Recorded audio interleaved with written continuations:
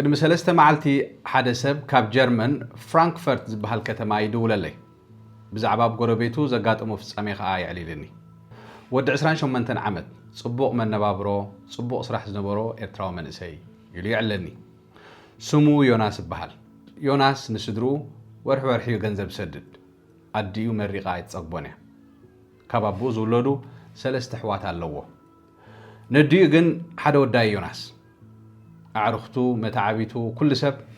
ሓሊፉሉ ንፉዕ ጽቡቕ ኣሎ ኢሎም እዮም ዝዕልሉ እዚ መንእሰይ ሓውና ግን ዮናስ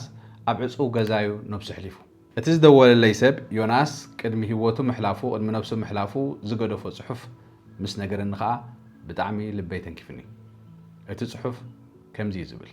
ገንዘብ ኣይሳንኩን ኩሉ ሙሉእ ኸሎ ብጭንቀት ተዋሒደ ውሽጠይ እናስሓቐ ውሽጠይ ሕርር ከሎ ፍሽኽ ብል ናብራ ውሽጢ ሕሩር ክቕጽሎ ይደለኹ እዚ ናይ ዮናስ ሽግር ጥራሕ ኣይኮነን ብዙሓት እዮም ብዓቕሊ ጽበት ናብ ከምዚ ዝወድቁና ዘለዉ ነስተውዕለሉ እሞ ኣብዚ ሕጂ እዋን ብኹናት ወይ ከዓ ብጥሜት ኣይኮነን መንእሰይ ዝጠፍእ ዘሎ ብፍላይ ደቂ ተባዕትዮ ብምንታይ ደኣ ብጭንቀትን ጭንቀት ዘምጽኦ ሕማማትን እዩ መንእሰይና ዝጠፍእ ዘሎ ኣብዚኣ ሓንቲ ነገር ክነግረኩም ዲያስፖራ ኾንካ ካብ ዓድኻ ወፂኻ ብዙሕ ዘይትጽበኻ ነገር ረኺብካ እንተትጨነቕካ ድኹም ኢኻ ማለት ኣይኮነን ጭንቀት ሕማም እዩ ልክዕ ከም ካልኦት ሕማማት ከዓ ምፍዋስ የድልዮ ክፍወስ ከዓ ይከኣል እዩ ልክዕ ከም ካልኦት ሕማማት ሓሚምና ሕክምና ንኸዶ እሞ መድሃኒት ወሲድና ድዩ ንሕዳ ብርቱዕ ኮይኑ ከዓ ኦፕሬሽን ጌርና ዲና ሓውዮ ጭንቀት ከዓ ከምኦም ሕማም እዩ ክፍወስ ከዓ ይከኣል እዩ ግን ስለምንታይ እዮም ዮናስን ካልኦት ከምኡ ዝኣመሰሉ መንእሰያትናሲ ኣብ ከምዚ ዓይነት ዝወድቁ ዘለዉ ዝብል ናይ ኩላትና ሕቶ እዩ ብዙሕ ምኽንያት ከዓ ክህልዎ ኽእል ካብቲ ቀንዲ ብዙሕ ምኽንያታት ገለ ክጠቅስ እየ ቀዳማይ መጠኑ ዝሓለፎ ተነጽሎ በይንኻ ምንባር ንኣካልካ ጥራሕ ዘይኮነስ ዋላ ንውሽጢኻ ካብ ሰብ ዘርሕቆ ብዙሓት በይኖም ዝነብሩ መንእሰያት ኣለውና ስራሕ ይኸዱ ገዝኦም ይምለሱ ኣብ ስራሕ ኣብ መንገዲ ኣብ ገዝኦም ንሶሻል ሚድያ ይመዓሉ ሶሻል ሚድያ ክሪኡ ከለውኻ ኩሉ ሰብ ጽቡቕ ዘሎ ኮይኑ ይስምዖም ህይወቶም ግን ኣብ ሓደ ጠጠው ኢላ ዘላ ኮይኑ ከዓ ብኣንጻሩ ከዓ ይስምዖም ካልእ እንታይ ኣሎ ካብ ዓድኻ ዝተፈላለዩ ዕላማ ጌርካ ትወፅእ ምስ ወፅኻ ግን ኩሉ ከም ተሓስቦ ኮይኑ ይጸንሐካኒ ኣብ ኩላትና ማለት እዩ ኣብ ናይ ጻዓዱ ሲስተም ምእታው የጸግመካ ወይ የጸግሞም ከም ናይ ኣፍሪቃ ከም ናይ ዓደም ኣናብራ ከይነብሩ ከዓ እቲ ሲስተሙን ኣይፈቅድን እዚ ከዓ ንብዙሓት መንእሰያት ኣብ ሰንፈላል ዘእቱ ዘሎ ኣዝዩ ኣደገኛ ሕማም እዩ ነዛ ቪድዮ እዚኣ ንስማዕ እያ ዕድል ክትገበር ከዓ ሓሲባቶ ዘይትፈልጥ ሎቶሪ ናይ ቪዛ ዲቪ ስለ ዝበፅሓያ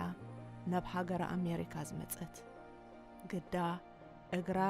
ናብታ ኣንጻር ትጽቢታት ጸንሐት ኣሜሪካ ምስ ረገጸ ኮንዶኾን ወላዲታ ብሸቕሎት ተሓሚሳ ከመይ ከም ዘላ ተሓተላ እምበር ካልኦት ኣባላት ስድራኣን መቐርባን ኩሎምሲ ናብ ገነት ከም ዝኣተወት እዮም ደምዲሞሞ ይትረፍኒ ነፍሳ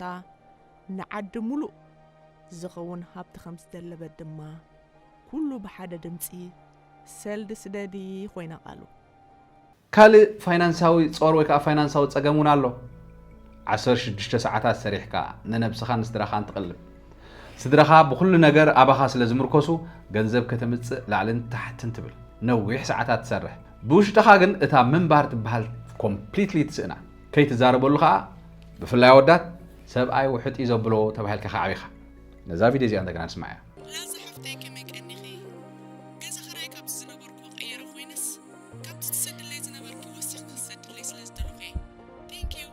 ካልእ ውሽጥኻ ምስኣን ካሉኻ እዚኣ እታ ኣዝያ ዝኸፈት እያ ከመይ እንድሕዳልኩም ገንዘብ ኣለካ ስራሕ ኣለካ ገዛ ኣለካ ክዳን ኣለካ መግቢ ኣለካ ኤሌክትሪክ ኢንተርኔት ክትከፍል ትኽእል ኢኻ ገዛኻ ሙሉእ እዩ ግን ሓጎስን ርግኣትን የብልካን ውሽጥኻ ኣይቀስንን ግን ከዓ ዝጎደለ ነገር የለን እዚኣ ውሽጥኻ ምስኣን ትበሃል ኣዝያ ኻልእያ ካልእኻ ኣብ ባህልና ተጨኒቕ ኣለኹ ኢልካ ኣፍካ ወፂኻ ዓዊልካ እንድሕዳ ተዛሪብካ ከም ዝወደቕካ እዩ ዝሕሰብ እዚ ከዓ ናይ ትኹፉእ ዝኸፍአ ስቕበሉ ሰብ ኣይተሸግሩ ኣብ ቅድሚ ሰብ ዓዊልኩም ኣይትዛረቡ ክዱ ተፃወቱ እንዳተባሃልና ስለ ዝዓበና ኣብ ህይወትና ዝኾነ ዓብይ ፀገም ከጋጥመና ከሎ ካብ ተዛሪብና ክንፈትሖ ኣብ ውሽጥና ዓብዒብና ሳፈር ክንገብር ኢና ንመርጽ ውሽጥና ግን ካብ ግዜ ናብ ግዜ እንዳተሃስየ እንዳማህመነ ይኸይድ ካብቲ መሰረት ችግር ስለ ዘለና ማለት እዩ ከምዝና ዮናስ ከዓ ጨጓር ከልብስ ጽቡቕ ኣሎ እንዳበለ ሞተ ከም ዝበሃል ለሓኒዩ ጽቡቕ ኣሎ ሰብ ከማን እንዳናኣዶ እንዳተመረቀ ህይወቱ ሕሊፉ ሓደ ሰብ ዝኩሉ ጸገማት ምስ ዘጋጥሞ ዝተፋለየ ናይ ኣእምሮ ጸገማት ይዝገብር ደሓን ኣሎ እንዳበልካ ኢኻ ነብሰ ቅትለት ይፍጸም ጭንቀት ግን ከመይ ይዝገብር እንታይ ምልክታት ይዘርኢ ሓደ ዝተጨነቀ ሰብ ብኸመዩ ተጨኒቑ ከም ዘሎ ዝፈልጥ ወይ ከዓ ካልኦት ኣሕዋቱ ኣዕሩኽቱ ቤተሰቡ ኣዝማዱ ጎረባብቱ ዝፈልጦም ሰባት ተጨኒቆም ከም ዘለዎ ብኸመይ የለል እንታይ ምልክታት ኣለዎ ሕጂ ጭንቀት ኩሉ ግዜ ምሕዛን ማለት ኣይኮነን ንፈልጦ ዘለና ሓደ ግዜ ዝተጨነቀ ሰብ ብዙሕ ምልክታት ይዝገብር ካብ ምሕዛን ሓሊፉ ቀዳማይ ምንስሓብ ዊዝድሮዋል ናብ ውራይ ወይ ከዓ ካልእ ዝኾነ ይኹን ኣጋጣሚ ወይ ከዓ ዝኾነ ይኹን ምትእኽኻብ ምምፃእ የቋርፅ ዝተጨነቀ ሰብ ንፈልጦ ዘለና ቀደም ኖርማል ዝመላለስ ሕሙማት ዝርኢ እንዳዕሩኽቱ ዝኸይድ ኣብ ውራያት ዝሳተፍ ዝኾነ ኣጋጣሚ ዝርከብ ዝነበረ ብድሕሪኡ ኣብ ጭንቀት ኣትዩ ሰብ ካብዚኦም ከንሰሓብ ይጅምር ቴክስት ወይ ከዓ መልእኽቲ ጽሒፍካሉ ዘይምምላስ ኣስተውዕሉ ደው ኢልካሉ ዘይምቕባል እንድሕር ኣምፂ ሰብ ናብ ጭንቀት ገጽ ይኸይድ ኣሎ ማለት እዩ ደው ኢልካሉ ዘይምልስ ቴክስት ጌርካሉ እውን ዘይምልስ እንድሕር ኮይኑ እንታይ ዳ ኾንካ እንድሕር ተባሂሉኻ ቢዚ ኮይነ ኢሉ ይምልሰልካ እታ ቢዚ ምሕቢኢት እያ ተጨኒቑ ኣሎ ማለት እዩ ካብ ብዙሕ ነገራት ዝገብሮም ዝነበረ ነገራት ልሙዳት ነገራት ትጽብዮ ነገራት እንድሕር አንሰሓይቡ እንድሕር ዝጎድላሊ ኮይኑ ኣብ ጭንቀት ኣትዩ ከም ዘሎ ዝተውዕሉሉ ካልእ ሃንደበት ምዝሓልካ ኣምፅ ደሓን ዝነበረ ሰብ ሃንደበት ክዝሕል ከሎ ብቐረባ ክንከታተሎ ኣለና ስለምንታይ ከምኡ ክኸውን ከም ዘሎ ክንርዳእ ይግባአና እዩ ሓደ ተጨኒቑ ነብሱ ከጥፍእ ዝሓስብ ዘሎ ሰብ መጀመርያ ምልክታት ዝርኢ እንታይ እዩ ሰላማዊ ህዱእ እዩ ዝመስል ምክንያቱ ቃልሲ ህይወቱ ብጥፋኣት እዩ ክዛዝሞ ዝሓስብ ዘሎ ስለዚ ካብቲ ዝነበሮ ጠባይ ሃንደበት እንድሕር ሰብ ዝሕልና እንድሕር ናብ ህድኣት ከይዱ ክንጥርጥሮ እዩ ዘለና ነቲ ህድኣት እንታይ ዳ ዘይኣመሉ ኮይንዳ ለንቀነስ ባኻ ረጊዩ ገለ ክንብል የብልና ሓደ ዘይንቡር ኩነታት ኣጋጢምዎ ስለ ዘሎ ምስ ውሽጢ ቃለስ እዩ ዘሎ ህይወት ከጥፍእ ካልእ ንብረት ምዕዳል እውን የዘውትር እዩ ሓደ ነብሱ ከጥፍእ ዝደሊ ዘሎ ሰብ ገንዘብ ይዕድል ጊፍቲ ይህብ ክዳውንቲ ንሰባት ይብትን ይህቦም ይልግስ ለጋስ ኾም ሃንደበት ማለት እዩ ብሓፈሻ ቅድሚ ምኻዱ ነቶም ዝግደሰሎም ሰባት ብጽቡቕ ይዝፋንዎም ነዚ እንድሕር ርኢና ክነስተውህሉ ይግባአና እዩ ንብረት ዝዕድል ዘይኣመሉ ዝገብር ጊፍት ሰቂሉ ዝዘሩ ህያባት ዘብዝሕ እንድሕር ኮይኑ ነዚ ክነስተውዕሉ ይግባአና ይፋነውና ከም ዘሎ ክንርኢ ንኽእል ኣለና ካልእ ምስልቻው ኤነርጂ ዘይብሉ ስልቹ ሰብ እዩ ዝኸውን እንድሕር ሓደ ሰብ ህይወት ከጥፍእ ዝሓስብ ኣሎ ኮይኑ ሓደ ካብቲ ምልክታት ዝብል ዘሎ ሕጂ ዝኾነ ነገር ኣይገርሞን ኢኻ ሓደ ዝኾነ ይኹን ሕማቕ ዜና ዋላ እንድሕር ጌርካዮ ሪኣክት ኣይገብርኒ ግብረ መልሲ ይህብኒ ባዶነት ይስምዖ ነብሱ ኸ ኣያልዕልን እዩ ገዝኡ ኣየፅርን እዩ ኩሉ ይስልችዎ ይበቃ ዋላ ዓለም ትግምጠላለ እንተልካ ኣይግረምን ከምዚ ኮይኑ እንድሕር ኢልካ ኣይግረሞን ምክንያቱ ኣብ ውሽጡ ትሒሉ ኣሎ ናብ ሕማቕ ነገር ክኸይድ ከዓ ይዳሎ ኣሎ ከምዚ ምልክት ዘርኢ ሰብ ክነስተውዕሉ ይግባአና ካልእ ፅዕነት ዝኾነ ኮይኑ ከዓ ይስምዖ ኣነ እኮ እንተዘይህሉ ጽቡቕ ናብራ ንስኹም ነበርኩም ኣነ እኮ ሃልየስ እንታይ ይጥቕምለኒ እንታይ ገባርየ እንዳበለ ነብሱ የዋርድ እንድሕር ሓደ ሰብ ካብቲ ንቡር ንነብሱ ኣጸቢቑ ዘዋርዳን ጥቕሚ ከም ዘይብላን ገይሩ ከዓ ዝገልጻን ኮይኑ እዚ እውን ጽቡቕ ምልክታት ኣይኮነን ክንጥርጥሮ ዘለና ነገር እዩ ሓወኻ ዓርክኻ ወይ ከዓ ዝኾነ ኣብ ከባቢኻ ዘሎ ሰብ ነዘን ክጠቕሰን ፀናሕኩ ጠባያት ይደጋግመን እንድሕር ኣልዩ ስቕ ኣይትበል ባዕሉ ክመሓያሽልካ ሸለል ኣይትበሎ ቀሪብካ ሽጉሩ ከካፍለካ ሕተቶ ከነስተውዕል ግባአና እዩ ስለምንታይና ግን ጭንቀት ንበይና ንሕዞ ኣብ ሕብረተሰብና ብፍላይ ብዙሕ ምኽንያታት ኣለዎ እዚ ከዓ እቲ ዝኸፍአ ዲዛስተር ኮይኑ ዘሎ ኩሉ ዓለም ተጨኒቑሎ ብናብራ ብስደት ብኹናት ብዙሕ ህዝቢ ከምዚ ኸመና ተጨኒቑሎ ኣባና ግን እቲ ሳዕቤኑ ዝኸፍአ ይኸይድ ኣሎ ስለምንታይ ሓደ ባህሊ ካብ ብናእሹ ከለና ብፍላይቶም ደቂ ተባዕትዮም ኣወዳት ሓያላት እዮም ኣይበኺን እዮም ኣይትብካ ኣይተማርር ሰብኣይ እንዲኻ ሰብኣይ ፈታሕ ሽግር እዩ ኣይበክን ኣይማርርኒ ከምዚ ኣይብልኒ እናተባሃልና ኢና ንዓቢ ብፍላይ ደቂ ተባዕትዮም ሕጂ ዝፅቡቕ መተባብዒ እዩ ካራክተር ንኽተጥሪ ማን ክትኮን ሰብኣይ ንክትኮን ከዓ ዝሕግዝ እዩ ግን ሰብኣይ ከዓ ፍጡር እዩ ሰብ እዩ ከቢድ ፀገም ዝረክብ ኣዝዩ ጎዳኢ እዩ ሰብኣይ መታን ክመስል ኢሉ ኣነስ ከማርር ክውሕጣ ኢሉ ውሽጢ ውሕጣ እሞ ትትኮሳ ውሽጡ ነብሲ ይሃሲ እዚ ሰብኣይኻ ጎበዝ እንዲኻ ወዲ እንዲኻ ሰብኣይ ከምዚ ዝበሃል ነገር ናቱ መበገስ ኣለዎ ጽቡቕ ነገር ኣለዎ ኣብዚ ግዜ እዚ ካብ ጥቕሚ ጉድኣት እንዳበዝሐ ይኸይድ ኣሎ ካልእ ሰብ ከየብለኒ ምባል ንሰብ ስቕ ከም ዝብል ገይርዎ ኣሎ ምስ ጭንቀቱ ኣብ ገለ እዋን مس حدا سب زعل الكايا زيرا مس كال سب صنحك حدا سب تجنق يلون عركون تحدا عليلو نسخه ان خال انت نغيرو موتا زربا خليلا نوانا انت حدا تمليسا مزراب ازي خمس صلي يخون سبنا نزي سب كاب ጭንቀቱ اتا دحيرا تغاطمو زلا وريا تخفو بزي خا سبنا خا متان كيوريلو مو ات ነገር ናብ ካልኦት እንዳልሓመ ከይከይድ سقطا يمرጽ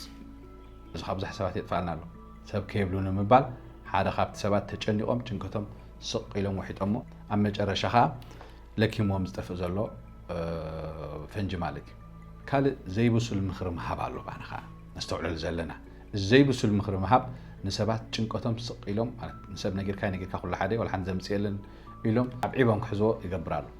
ዘይብሱል ንሓደ ሰብ ተጨኒቀ ኢልካ እንተዳ ነገርካዮ ካብ ክፈትሓልካ ዝጽዕር ርእስኻ ኹም ኢልካ ይተእምነስክ I think ለንቀነኻ ጸሎት ተውሕድ ኣለኻ ኣብ ቤተክርስትያን ከማን ኣይትመጽን ኢኻ ዘለኻ ኣብ ቸርች ኣይትመጽን ኢኻ ዘለኻ ገለ ኢሉ ናብ ማዕዳይ ዝኣቱ ከይሰምዓካ ስለዚ ኻ እትጨኒቁ ዘሎ ሰብ ስቕ ይመርጽ ምክንያቱ ናቱ ሽግር ዓሚቑ እዩ ካልእ ትዕልሎ ምስኣንካ ኣለኻ ብዙሕ ሽግር ዘምፅ ዘሎ ንስኻ ኣብ ኤውሮጳ ስድራኻ ማሓዙትካ ቤተሰብካ ኣብ ኤርትራ ኣብ ካልኦት ሃገራት ኣፍሪቃ ይኾን እሞ ልብኻ ወዲቕካ ትዕልሎ ሰብ ትስእል እዚ ኸዓ ኣብ መጨረሻ እቲ ሽግር እናተዓብዓበ እናገዘፈ ኣብ መጨረሻ ይትኮስ ይቐትለካ እዚ ንሰባት مش شجرهم مش شنقتهم سقم زول غيرهم على المنسياتنا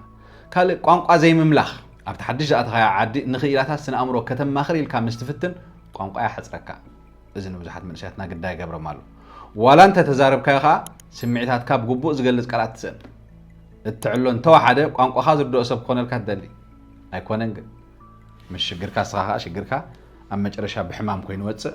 انت دا زخفو كوينخا خمنا يوناس عونخا حيزكا يخيد كالي زحاسكو يبلين مبال ون شجر عبعب كاسك تبلي يقبرالو كعواتي قال نجر كاخ قبرين عين بيت سبين عب نجر كسدد هي وتنا بيت سبين ناتين كم محايش الكا تسدد كا مخان مزابي كا خمزودا كاجر كان نفس خد حاسبه هو وديقه ايتعمل نن كيتبل كا صدراخا طلم كيام كويني يسمعك سلاز بين خات حزو ناب كالي زي تدلي وسنيات كا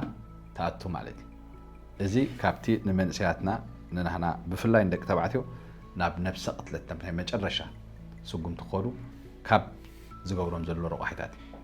ጭንቀት ክስማዓካ ከሎ እንታይ ተገበር ካያ ሓይሽ ብዙሕ ፍትሓት አለው ቀዳማይ ናብ ተቆርበ ሰብ ደውል ክብል ከለኹ ንኹሉ ነገር ንገሮ ማለት ኣይኮንኩን ኣብ ቴሌፎን ሓገዝ የድልየንሎ ኢልካ ጥራሕ ንገሮ ሓገዝ የድልየንሎ I need help እዚኣ ዓባይ ዘረባ ህይወትካ ከተትነካ ትኽእል እያ ናብ ሓውኻ ናብ ሓፍትኻ ናብ ዓርክኻ ናብ ኣባት ነብስኻ ናብ ስድራኻ ናብ ፓስተርካ ናብ ምሁራት ስነ ኣእምሮ ናብ ዝኾነ ሓገዝ ክህበካ ዝኽእል ሰብ ይፎክሰኒ ትብሎ ሰብ ደወል በይንኻ ይትሓዞ ንርእስኻ ዝጎድእ ምስጢር ጌርካ ኣይተዓቅቦ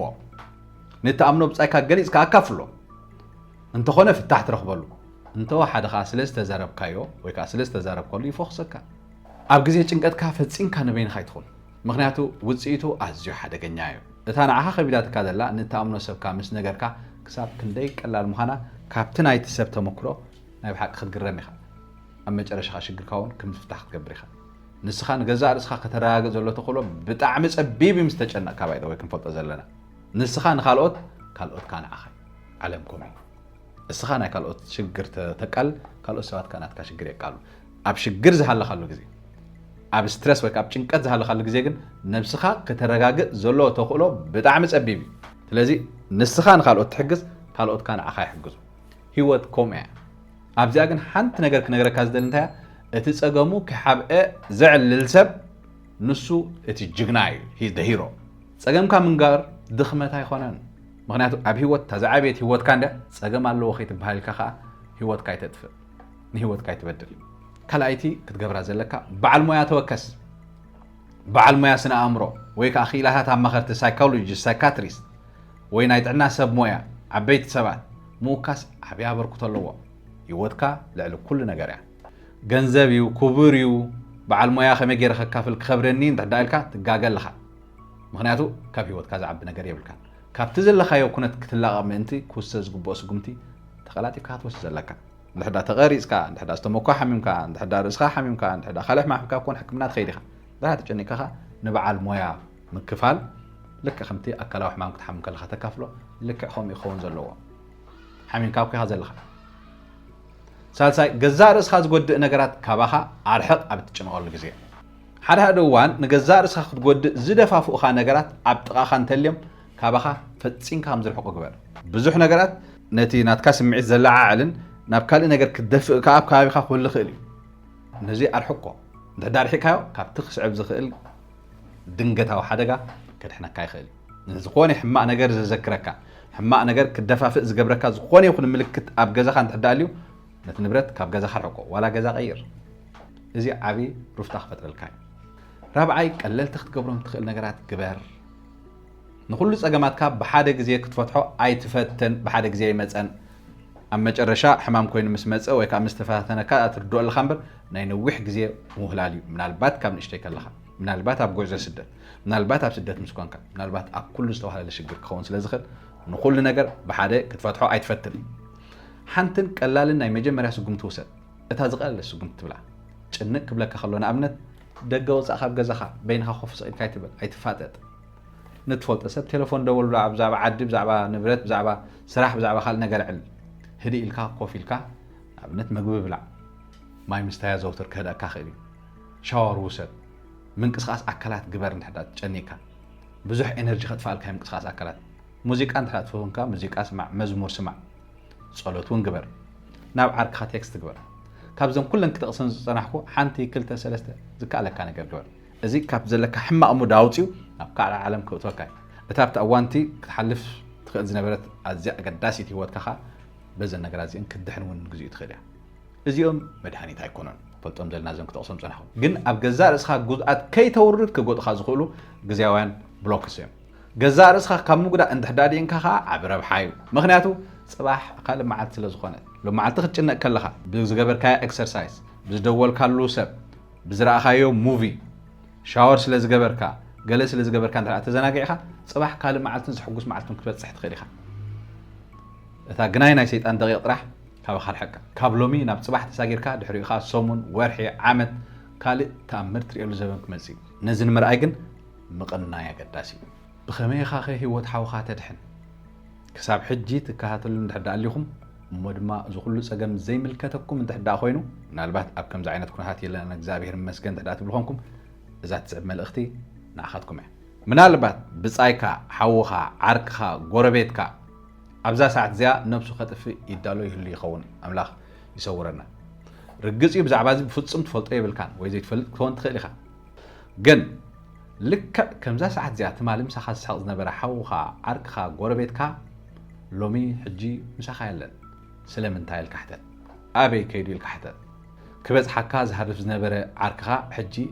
ምክንያት ዘብዝሕ ዘሎ እንታይ ኮይኑ እዩ ዝሕጥ ዝብል ዘሎ ኣብ ናትካ ኮሚኒቲ ኣብ ቤት ጸሎት ኣብ መዘናግዒ ኣብ ስፖርት ትሪእሉ ብተደጋጋሚ ትሪኦ ዝነበርካ ሰብ ሎሚ ኣይረኣኻዮን ትማል ኣይረኣኻዮን ቅድሚ ትማል ኣይረኣኻዮን ደጋጊሙሎ ዘይኣመሉ እንታይ ኮይኑ እዩ ስለምንታይ ኢልካ ሕተት እንድሕር እዚ ኣብ ጭንቀት እግዚኣብሔር መስገን የለኹን ሩግኤ ትብል ኮንካ ነዚ ኩሉ ዝተውዒልካ ሸለል ኢልካ ይትሕለፎ ንሓደ ትሪኦ ዝነበርካ ኣብ ተደጋጋሚ ሓደ ቦታ ትሪኦ ዝነበርካ ዝበፅሓካ ዝነበረ እንድሕር እግሪ ከብል ክሕፅር ጀሚሩ ወይ ከዓ ክጥፍእ እንድሕር ጀሚሩ እንታይ ትገብር ኣለኻ ኣበይ ዳ ኣለኻ ኢልካ ብቐጥታ ሃለዋ ትፍለጥ ግዜ እዚ ኢልካ ብምሕታትካ ገዛእ ርእሱ ካብ ምጉዳእ ክትሕጉዞ ትኽእል ኢኻ በዚ ድማ ሂወት ሰብ ከተድሕን ትኽእል ኢኻ እዚ ኸ ንገዛእ ርእሱ ዓብ ረብሓ እዩ ንዓኻ እውን ሕልና ቅሳነት እዩ ሰብ ሽግሩ ዝነገረካ ግዜ ፅን ኢልካ ስማዕ ምኽሪ ንምሃብ ኣይትታወኽ ሰብ ፅን ኢልካ ዘርብኡ ክሳብ ዝውድእ እንድሕር ሰሚዕኻዮ ናይ ልቡ እዩ ዝነግረካ ኣዝዩ ዘሰንብድ ነገር ክነገረካ ክግደልካ ይኽእል እዩ ብኡ ንብኡ ካብ ቃሉ ምንጥል ኣቢልካ ሓሳባቱ ከይወድአ ዘርብኡ ከይወድአ መፍትሒ ከተናዲ ኣይትፈትን ፅን ኢልካ ስማዕ ወይ ከዓ እንታይ ኮንካታ ኣጆኻ በርትዕ ሰብኣይ እንዶ ይኮንካ እንተቐበሎ እንታይ ዘለዎ ሽግር ሰብ ካልእ ሽግር እንዲፀውር ዘሎ እናበልካ መሊስካ ናብ ዝበኣሰ ኩነታት ኣይተምርሓዮ ስቕ ኢልካ ክሳብ መወዳእታ ስምዓዮ ምስማዕኻ ልዕሊ ፍርቂ ናይ ትፍታሕ እዩ እንድሕር ፍታሕ ዘይብልካ እንድሕር ምኽሪ ዘይብልካ እንተሓመቐ ኣጆኻ በይንኻ ይኮንኩን ኣነ ኣብ ጎድንኻ ኣለኹ በሎ ነቲ ሽግር ግን ኣይተቃልሎ ኣተባባዕዮ ካልእ እስኻ በዓል ሞያ ይኮንካ ናብ በዓል ሞያ ዝሰጋግሮ ከይትጋገ ተጠንቀቕ ንስኻ ሓው ዓርኩ ጎረቤቱ ፈታዊ ዳ እምበር በዓል ሞያ ኣማኻሪ ይኮንካን ስለዚ ሓገዝ ክረኽበሉ ናብ ዝኽእል በዓል ሞያ ምርሓዮ ህፁፅ ሓገዝ የድልዮ ኢልካ እንድሕር ሓሲብካ ናብ ሆስፒታል እውን እትዎ ድልድል ኮንካ ፕሮፌሽናል ሓገዝ ክረክብ ግበሮ እምበር እትጉዳይ ዓርኩ ስለ ዝኾንካ ስኻ ትፈትሕ ብቆይኻ ማለት ኣይኮነን ካልእ ካብቲ ኣብ ወጥሪ ዘሎ ብጻይካ ኣይትርሓቕ ህላውነቱን ኩነታቱን ደጋጊምካ ረጋግጽ ኣገዳስን ዓብ ሰብ ምዃኑ እኳ ኩሉ ግዜ ብእዝኑ ንገሮ ከይሓፍርካ ኣገዳሲ ድማ ዓብ ሰብ ድማ ከምዚ ዓይነት ፀገም ዘጋጥሞ ሰብ ቀልጢፉ ናብ ንቡራ ይመለስን እዩ ዝንፈልጦ ዘለና ስለዚ ካባኻ ብዙሕ ሓገዝ ስለ ዝደሊ ግዜኻን ሓገዝካን ናሃብካ ካብ ጎኑ ኣይትፈለ ንስኻውን ከይትልከም ተጠንቀቕ ዝተጸገመ ሰብ ክትሕግዝ ኢልካ ምቕራብ ኣዝዩ ከቢድ ክኸውን ይኽእል እዩ ብኸፊል ስለ ዝጽልወካ ንስኻውን ትዛነየሉን ተዕርፈሉን ግዜ ክህልወካ ኣድላይ እዩ እቲ ናቱ መንፈስ ሃባኻውን ከይሰርፅ ምጥንቃቕ ኣገዳሲ እዩ ጥራሓ ዘላ ኩባያ ንኻልእ ኩባያ ማይ ክትመልእ ኣይትኽእልን እያ ስለዚ ገዛእ ርእስኻ ኣበርትዕ ሽዑ ንኻልኦት ከተበርትዕ ሓይሊ ክህልወካ ዘይብልካ ኣይትህብን ኢኻ ኣስተውዕል ህይወትካ ክብርቲ እያ ትራጭነቓል ኢኻ ኾንካ እዚ ማለት ምሁር ስለ ዝኾንካ ሓያል ስለ ዝኾንካ በዓል ዝና ስለ ዝኾንካ ፈላጥ ስለ ዝኾንካ ኣይኮንኩን ህይወትካ ክብርቲ እያ ዝብለካ ዘለኹ እንታይ ዳ ህይወትካ ክብርቲ እያ ህልውና ስለ ዘለካ ህልውናኻ ህይወትካ ክብርቲ እያ ዘብለን ዘሎ ብህይወት ስለ ዘለኻስ ክቡር ኢኻ ኣምላኽካ ናብዚ ዓለም እዚ ንዓብዪ ዕላማ ኢሉ ይምፅእካ ዘሎ ኣብ ገለ ኣጋጣሚ ብገለ ምኽንያት ጭንቀት እንተለካ ወይ ጭንቀት እንተሰሚዕካ ብዛዕባ እቲ ዘጨነቅካ ዘሎ ሕሰብ ከየሰነፈካ ከሎ ግዜ ከይወሰድካ ከዓ ሞባይልካ ኣልዒልካ ናብ ዝኾነ ይኹን ሰብ ደውል ወይ ቴክስት ግበር ወይ ናብ በዓል ሞያ ኺድ ወይ ናብ ናትካ ሃይማኖታዊ መርሓ ኺድ ገሊኦም ክምልሱልካ ዘይሓሰብካዮ መፍትሒ ናይ ጭንቀትካ ዝኸውን ዓብ ነገር ከበርክቱልካ ይኽእሉ እዮም እንተኾነ ደጊመ ዝላቦካ ናብ ባሕሪ ጭንቀት መመሊስካ ኣይትሸመም እቲ ዓብዪ ጽቡቕን ተስፋ እንታይ እዩ እንድሕዳብ ጭንቀት ኣሊኻ ክቡር ሓወይ ኣብ ዝኾነ ይኹን ዓለም ዘለኹም ኣብ ዝኾነ ይኹን ክፋል ናይ ዓለም ዘለኻ ትስዕበኒ እንድሕዳ ኣሊኻ ሳብ ግዜ እዚ ኣብዚ ፀቕጥ እንተለኻ ዝተሰዓርካ ኮይኑ እንተተሰሚዕካ ኣብዚ ግዜ እዚ ሓደ ነገር ዘክር ክረድኡኻ ክሕግዙኻ ዝኽእሉ ቤተሰብ ኣዕሩኽ ፈተውቲ ብየማነ ፀገምካ ከም ዘለዎ ዘክር ሰብ ኣለዉ እግዚኣብሔርካ ንሰባት መላእኽቲ ምሲሉ ይሰድልካ እዩ ካብ ሰብ ኣብ ከባቢኻ ዝዓቢ ነገር ክህልወካ ኣይክእልኒ በይንኻ ኣይኮንካን ኣለዉ ኩሉ ሰብ ኣብ ጎንኻ ኣለዉ ቤተሰብካ ኣዕሩኽትኻ ጎረባብትኻ ሰብ ኣብ ጎንኻ ኣብ ግዜ ሽግርካ እቲ ዝገርም ነገርካ ልክዕ ከምዚ ናትካ ስምዒት ዝስምዖም ብዓሽሓት ዝቁፀሩ ኣሕዋትካ ኣብ ስዊድን ኣብ ኖርዌይ ኣብ ጀርመን ኣብ ኣሜሪካ ኣብ ካናዳ ኣብ ማእከላይ ምብራቕ ኣብ ዩጋንዳ ኣብ ኬንያ ኣብ ኢትዮጵያ ብሓፈሻ ኣብ ኩሉ ዓለም ኣለዎ ናትካ ስምዒት ዘለዎ ጭንቀት ግን ርግምታ እያ እንታይ ትብለካ ንስኻ በይንኻ ጥሪኻ ትጭነቕ ዘለኻ እምበር ዓለም ኩሉ ጽቡቕ እዩ ዘሎ እያ ትብለካ እቲ ሓቂ ግን ከምኡ ይኮነን ጉዕዞ ህይወት ወዲ ሰብ ልሙፅ ኣይኮነን ምውዳቕ ኣሎ ምትሳእ ኣሎ እዚ ኩሉ ከጋጥመና ግዴታ እዩ ንኹላትና ንዓይ እውን ከይተረፈ ንኹላትና ብዝወደቅካዮ ኣይትትረፍ ምውዳቕ ከም ዘሎ ምትሳእ ከም ዘሎ ዘክር እቲ ዝተሰብረ ነገር ምስ ተጸገነ ዝያዳቲ ዝነበሮ ድልል ከም ዝኸውን ኣይትዘንጋዕ ዝተሰብረ ኣካል ይጽገን እሞ መሊሽ ይተርር ዝተሰብረ ልቢ ዕምቆት ፍቕሪ ዝያዳ ይርዳእ ዝተሰብረ መንፈስ ምስጢር ህይወት ብዕምቆት ይፈልጥ ስለዚ ሓደ መዓልቲ ናብ ንቡርን ሕጉስን ህይወት ክትምለስ ርግጽ ኢኻ ነዚ ንምርኣይ ግን ብህይወት ምህላው ኣገዳሲ እዩ ፈፂምካ ዝተረሳዕካ ክመስለካ ይብሉን ብዛዕባኻ ዝግደሱ ህልውናኻ ዘገድሶም ኣብ ዙርያኻ ኣብ ረብሕቑን ኣብ ቀረባን ብዙሓት ሰባት ኣለዉ ስለዚ ተስፋ ከም ዘይብልካ ኾንካ ኩሉ ኣይጸልምትካ ኣስተውዓልካን ክትከውን ትኽእል እምበር ክሕግዙኻ ዝደልዩ ብዙሓት እዮም ክትህሉ ብህይወት ይግባእካ እዩ ምህላውካ ከዓ ብሰላም ብሓጎስ ይኸውን ዝግባእ ከምኡ ከዓ ኸውን እዩ ስለዚ ክቡር ሓወይ ብህይወት ክትነብር ምርጫኻ እዩ ነዚ ቪድዮ ዝሰምዕ ዘለኻ ዓለም ትደልየካ እያ ስድራ ቤትካ ይደልዩኻ እዮም ኣሕዋትካ ይደልዩኻ እዮም ስለዚ ኣባኻ ተስፍኦም ብዙሕ እሞ ኣለኹ በላ ነዚ ለማዓት ዘቕረብኩልኩም ትሕዝቶ ነታን መንእሰያት ክድሕኑ ተስፋ ክረኽቡ ንህይወትካ ብኻልእ መነፅር ክርእዋ ንኹልኹም ተኸታተልቲ ናይዚ መደብ ሼር በልዎ ኢኹም ንሎማዓልቲ ዝበልክዎ መደብ ኣብ ዝወዲእ ኣለኹ ኣብ መፅእ መዓልትታት ብኻልእ ትሕዝቶ ክሳብ ንራኸብ ኣምላኽ ምስ ኩላትና ይኹን